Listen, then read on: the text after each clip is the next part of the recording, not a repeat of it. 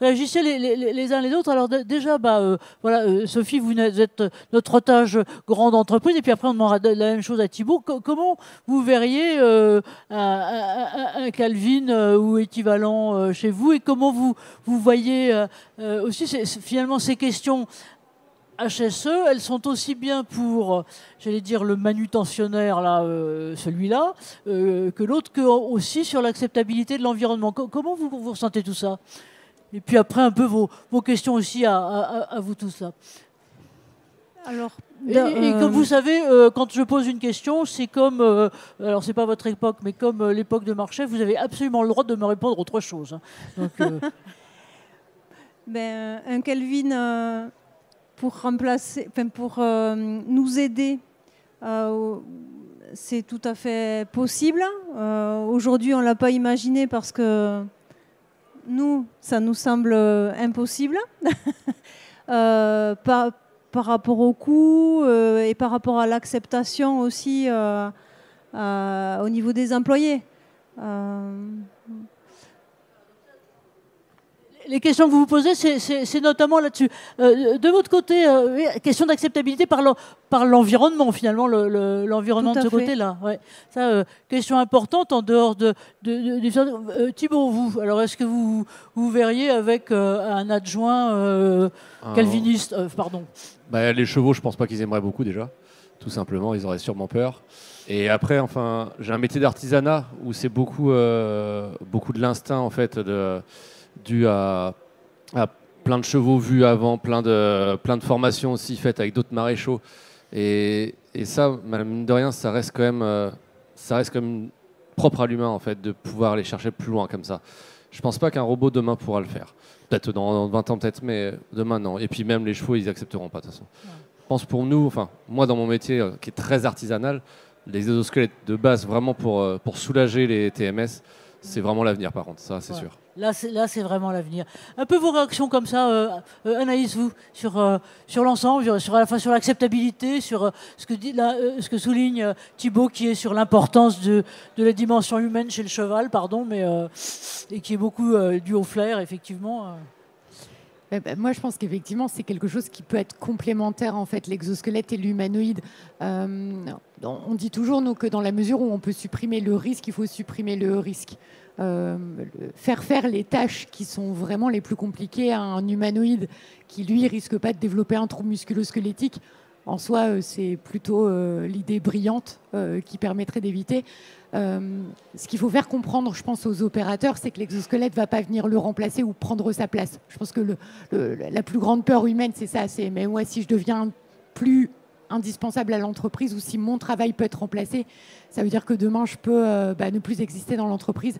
En fait, quand on fait comprendre aux salariés qu'ils ont des gestes métiers ou alors un savoir-faire qui est irremplaçable et qu'on va focaliser son activité sur ces tâches sur lesquelles son savoir-faire il est pertinent, dans ce cas-là, il n'y aura pas de problématique. Mais je pense que ça va demander, un peu comme au début des exosquelettes, une grosse phase où on va devoir éduquer les collaborateurs à l'intégration de ces nouvelles technologies en fait, dans les entreprises.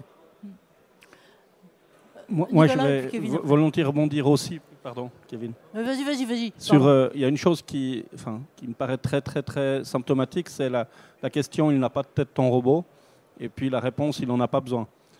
Et ça, à partir du moment où on a cette approche sur le côté fonctionnel et de pourquoi le fait-on, le mot-clé, c'est pour ne pas remplacer l'humain, c'est pour prolonger, c'est pour faciliter sa vie, on change complètement une approche. Moi, je l'ai connu tellement de fois, toujours à la Poste Suisse, quand j'automatisais certaines choses, les gens étaient tellement craintifs de perdre leur emploi ou d'avoir des soucis comme ça, alors que le but, c'est de sécuriser leur emploi, de les rendre plus performants et qu'ils puissent faire encore autre chose et peut-être des choses plus intéressantes et plus valorisantes.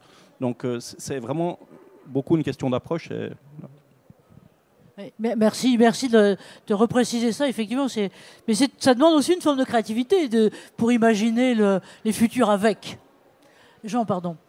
Alors, si je peux compléter, on crée aussi des nouvelles filières. C'est-à-dire qu'aujourd'hui, je suis très heureux de voir à Tarbes, à Lille, des entreprises qui créent des exosquelettes et qui les produisent en France.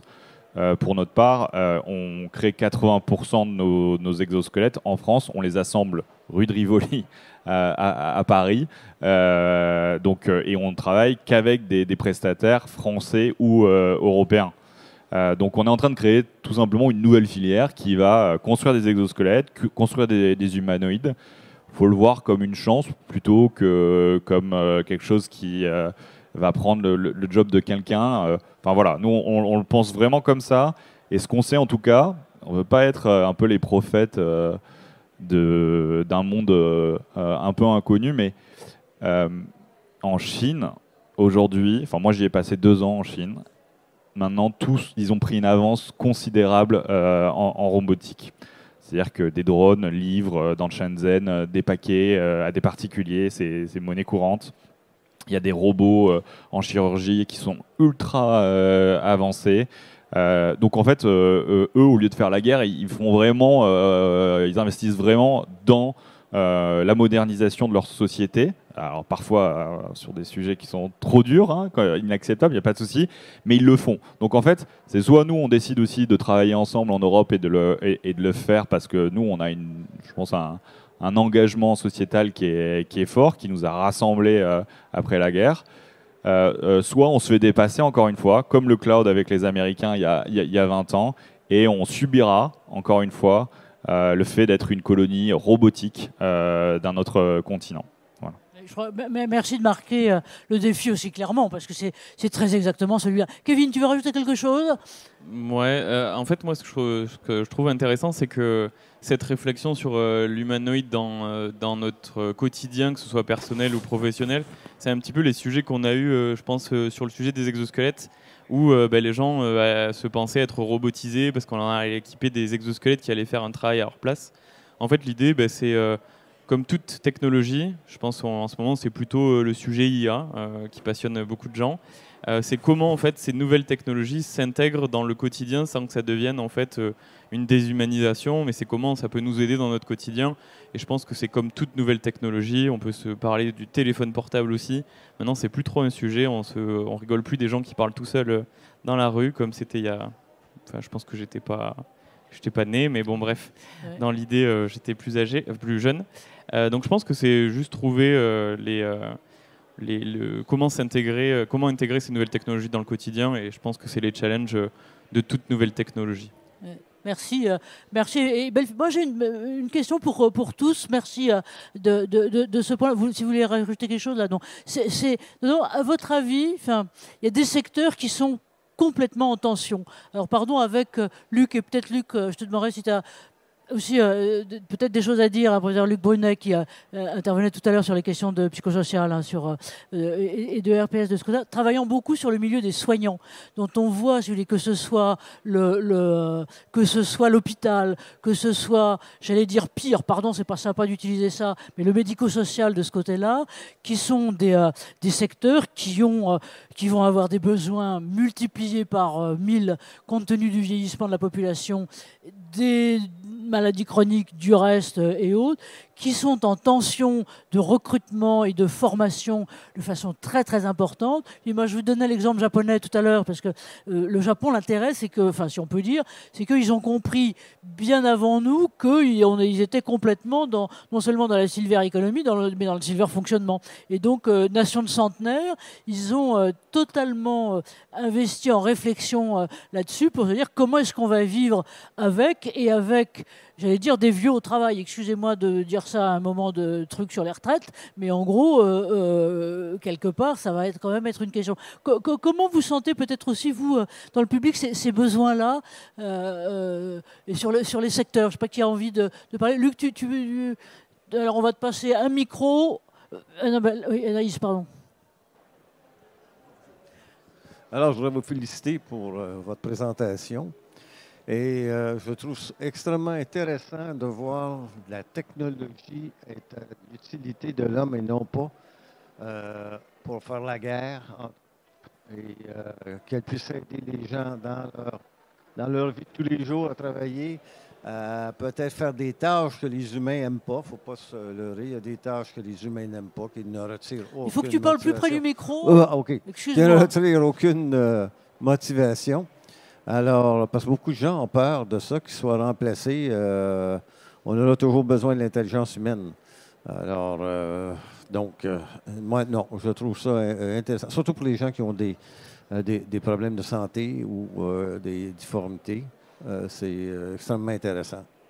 Merci encore une fois de votre présentation. Oui. Bravo, toutes vos présentations étaient excellentes. Comment vous sentez les uns et les autres qui travaillaient, juste, et puis on va terminer là-dessus parce qu'on va se faire virer sinon, qui travaillaient un peu avec les secteurs médicaux au sens large. Comment vous les sentez mûrir sur une acceptation ou pas possible finalement d'intervention, d'assistance, quelle que soit la forme, robotisée ou autre? Anaïs, vous...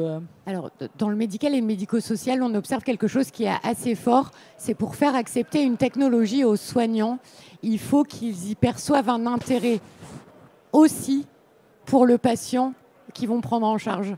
S'ils n'y trouvent pas d'intérêt pour le patient qu'ils prennent en charge, le soignant ne portera pas uniquement pour sa propre santé une solution à prendre en compte.